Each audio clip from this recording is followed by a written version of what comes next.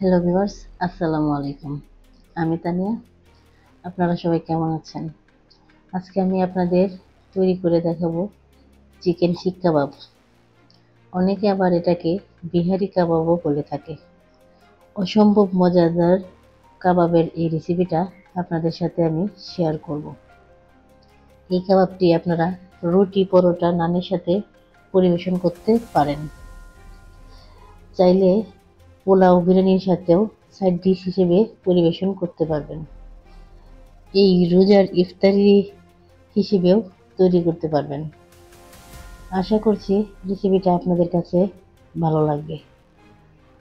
চলুন দেখে নেওয়া যাক কীভাবে তৈরি করতে হয়।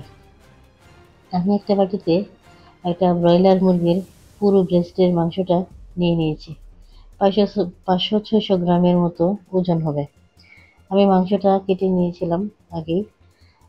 মাংস কাটাটা দেখানো হয়নি, তবে আমি মাংসটা লম্বালম্বি করে কেটে নিয়েছি। দেখুন, এভাবে আমি কেটে নিয়েছি। বেশি মোটা বা পাতলা করে কাটা যাবে না। এবার আমি মাংসে স্বাদ মতো লবণ, 4 প্যাকেট 1 চা চামচ বেকিং সোডা আর 1 টেবিল চামচ লেবুর রস দিয়ে ভালো করে মাখিয়ে 5 মিনিট রেস্টে রেখে দেব। এরপর আমি একটা প্লেটে 3 ভাগের 1 চা চামচ টক দই, 3 ভাগের 1 চা চামচ পেঁয়াজ বাটা একসাথে মিশিয়ে নেব। চিকেন ম্যারিনেটের সময় এটা ব্যবহার করব। 5 মিনিট পর চিকেনের বাটি নিয়ে নিলাম। এবার মশলাগুলো দিয়ে দেব।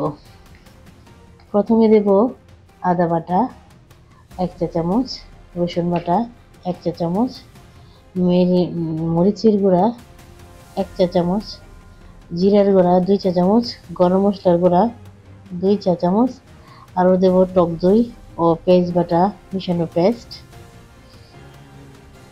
এবার মশলাগুলো চিকেনের সাথে ভালো করে মিশিয়ে নেব।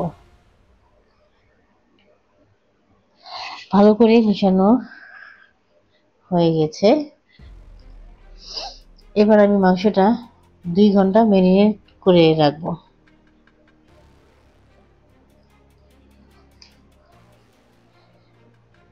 2 ঘন্টা বা ওভারনাইট ম্যারিনেট করে রাখলে মাংসটা অনেক সফট হয়। রান্না হওয়ার পরে ভেতরটা জুসি থাকে। 2 ঘন্টা পরে আমি দিয়ে দিচ্ছি 2 টেবিল চামচ সরিষার তেল আর দেব 4 ভাগের 1 চা চামচ রেড ফুড কালার। এটা কালারের জন্য, আপনারা চাইলে নাও দিতে পারেন। এটা শুধু কালারের জন্য ব্যবহার করছি। আবারও মাংসটা ভালো করে মিশিয়ে নেব। মিশিয়ে নেওয়া হয়ে গেছে। আমি 4-5টা শাঁসলিকের কাঠি পানিতে আধা ঘন্টা ভিজিয়ে রেখেছি। শাঁসলিকের কাঠিগুলো এরকম, যেন রান্নার সময় কাঠিগুলো পুড়ে না যায়, এজন্য ভিজিয়ে রেখেছিলাম। তো এবার শাঁসলিকের কাঠিতে মাংস গেঁথে নেব, যেভাবে কাঁথা সেলাই করা হয় সেভাবে। মাংস চেপে টাইট করে গেঁথে নিতে হবে। একটা শাঁসলিকের কাঠিতে কিভাবে গেঁথে নিচ্ছি দেখুন, এভাবে মাংসটা গেঁথে নিতে হবে। সবগুলো মাংস আমি এভাবে গেঁথে নেব। মাংস কাটা হয়ে গেছে। এবার আমি গ্যাসের চুলায় একটা প্যান বসিয়েছি। প্যানে 2 টেবিল চামচ সরিষার তেল দিয়ে দেব।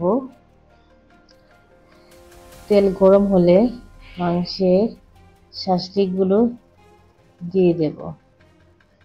মাংসটা মিডিয়াম কিংবা হাইতে রান্না করতে হবে। মাংসটা 1 পিঠ হয়ে গেলে উল্টে দিতে হবে। যেহেতু মাংসটা 2 ঘন্টা ম্যারিনেট করে রেখেছি, সেহেতু রান্না হতে বেশি সময় লাগবে না। মাংসটা উম, ভেতর থেকে হয়ে যাবে আর উপরে একটু পোড়া পোড়া ভাব চলে আসবে, তখন নামিয়ে নিতে হবে। আমি মাংসটা মিডিয়াম আঁচে রান্না করছি। আবারও মাংসটা উল্টে দেব।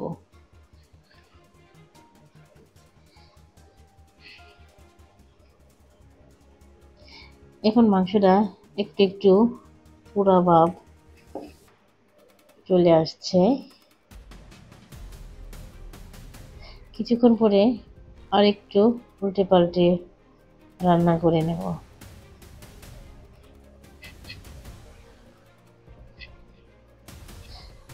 মাংসটা রান্না হয়ে গেছে। এ পর্যায়ে খুব সুন্দর পোড়া ভাব চলে এসেছে।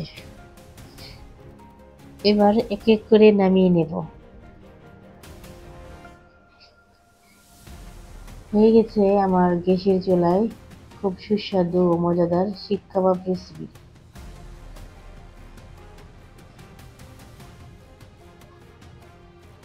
দেখুন মাংসটা কতটা সফট হয়েছে, দেখতেও মাশাআল্লাহ খুব সুন্দর লাগছে। আশা করি আমার রেসিপিটা আপনাদের ভালো লেগেছে। যদি আপনাদের কাছে ভালো লাগে আমার রেসিপিটা, তাহলে অবশ্যই আপনারা লাইক, কমেন্ট, শেয়ার এবং সাবস্ক্রাইব করে আমার পাশেই থাকবেন। আল্লাহ হাফেজ।